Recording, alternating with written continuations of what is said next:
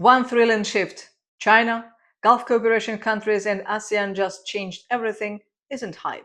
It's a headline that barely captures what's really happening beneath the surface. Because while the West debates inflation and interest rates, three major regions, China, the Gulf, and Southeast Asia, just redrew the global map of power quietly, strategically, permanently. They didn't announce it with parades or provocations. They did it with trade deals, currency swaps, and a summit that the Western press barely noticed. But if you look closer, you will see it clearly. A new triangle of economic gravity is forming, one that doesn't run through Washington, Brussels, or London. It's happening across a new axis, Asia's Golden Triangle, a rapidly forming alliance between China, the Gulf Cooperation Council, and ASEAN. These regions are weaving together their economies, currencies, and long term strategies into something that may soon operate entirely outside the Western playbook. Not opinions, not vague forecasts, but events already in motion. The collaboration you are about to see isn't theory, it's trade volumes nearing $1 trillion, joint summits restructuring the future of global economics, and a deep philosophical shift in how international relations are being conducted.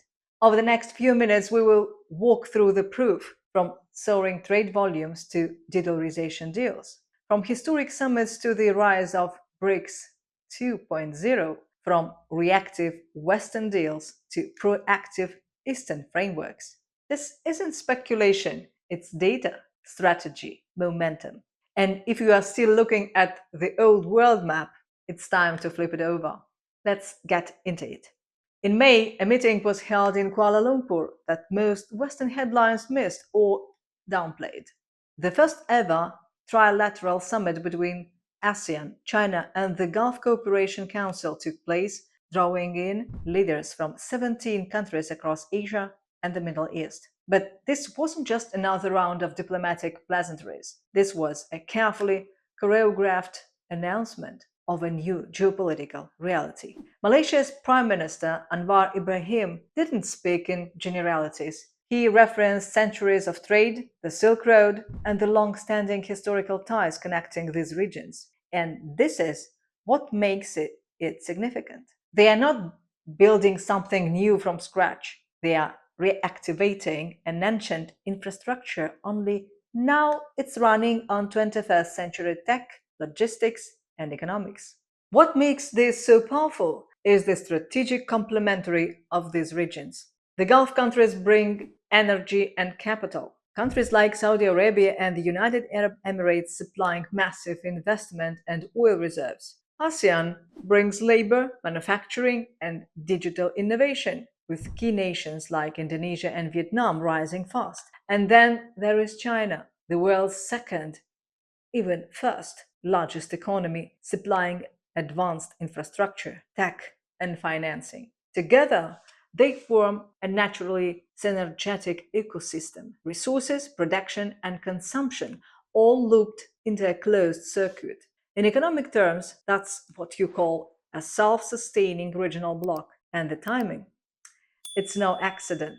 One of the major drivers behind this new coalition has been the increasing volatility and unpredictability of Western economic policies, especially from the United States. In recent years, we have seen aggressive tariff policies, unilateral sanctions, and rising restrictions on tech exports. All of this has created a deep sense of economic insecurity in the global south. ASEAN ministers have openly criticized US tariffs, warning that they would disrupt global supply chains, hamper investment, and choke off growth for countries that depend on trade. Even wealthy Gulf nations have expressed concern. Their non oil exports, rising every year, are now vulnerable to these same policies.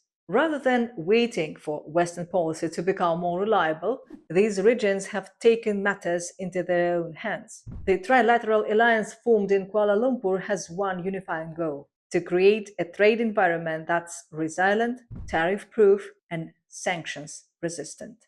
It's not just defensive, it's visionary. and it's already underway. Let's look at the numbers. They tell the story better than any headline. In 2024, total trade between China, ASEAN, and the Gulf states surpassed $900 billion. Projections for 2025 say that figure could cross $1 trillion, even as global trade elsewhere slows. To put that in context, trade between ASEAN and the United States was under $406 billion. That means intra-Asian trade now doubles the economic activity between these regions and their former primary Western partner.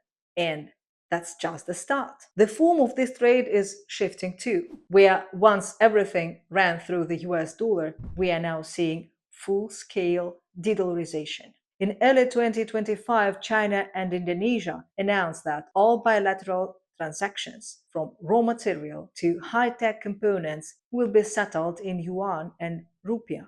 No more dollars, no more dependency on Western financial systems. This trend was affirmed at the Kuala Lumpur summit. One of its key outcomes was an agreement to expand local currency settlements and cross border payment systems. These aren't symbolic gestures, they're working prototypes for a new global financial framework, one that aligns directly with the BRICS agenda. Because make no mistake, this golden triangle is not a standalone project, it's the operational wing of BRICS 2.0. BRICS has entered a new phase. What began as a bloc of five, Brazil, Russia, India, China, and South Africa, has evolved into a dynamic architecture of multipolar cooperation. In 2024 and 25, the alliance expanded, welcoming new members like the United Arab Emirates, Egypt, Iran, Ethiopia, and Indonesia, formally transforming BRICS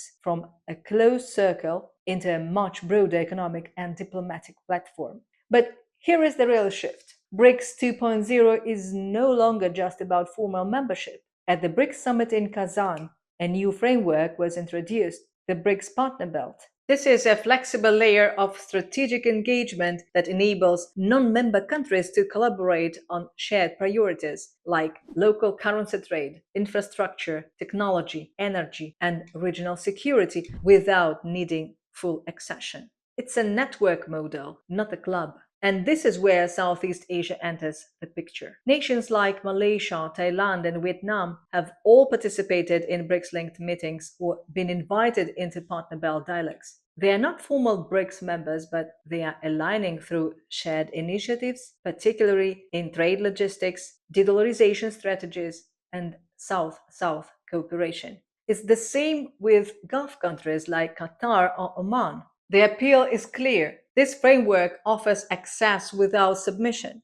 BRICS 2.0 is a partnership that can adapt to changing circumstances, unlike NATO or the European Union, which have more rigid political conditions. Middle powers can develop while keeping their independence, a third way between East and West. This builds influence through choice, creating a parallel network that challenges the Western led order. 1 week before the Kuala Lumpur summit, Trump toured the Middle East. He pitched $2 trillion in deals. Most were just non binding memos. Trump promised big aircraft deals for Boeing. He claimed $180 billion in arms sales. But these were short term deals, not real partnerships. Personal scandals hurt the trip. A Qatari plane gift caused legal trouble. Meetings with Syria figures created more problems. In short, it was the same old approach, transactional politics aimed at leverage, not shared growth. Compare that with the tone of the Kuala Lumpur summit.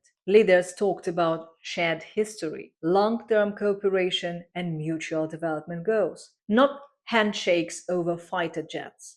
This reflects a deeper philosophical divide. The political journalist Pepe Escobar have pointed to a fundamental distinction in worldview. The Western model, built on thinkers like Hobbes, treats power as territorial, coercive, and absolute. It's about borders, military projection, and controlling land. But the Asian model, particularly in Southeast Asia, is different. Historically, these regions practiced Mandala governance, soft boundaries, led influence, and multi-centered power. China's approach today reflects that. Through the Belt and Road Initiative, through diaspora networks, and through fluid trade routes, it builds influence not by force, but by connectivity. This is what Escobar calls the archipelagic world, a system of nodes, networks, and corridors rather than hard borders and empires. The Golden Triangle operates within this logic. It's not about overthrowing the West, it's about rendering it obsolete. So, what have we really seen? Not a rebellion, not a war, but a profound strategic reorientation. Asia's Golden Triangle isn't about crushing the West through confrontation, it's about constructing an alternative that is so functional, so integrated, and so forward facing that the old model no longer matters. We are witnessing a massive trade shift, a clear move toward monetary independence, a revived Silk Road built with fiber optics and digital payments instead of caravans. The era of Western hegemony isn't being dismantled, it's being bypassed. And it's happening fast. This is a story just beginning. The foundations of polycentric, multinodal world order are being constructed piece by piece. The future is here, and it's being built in the East. Thank you for watching.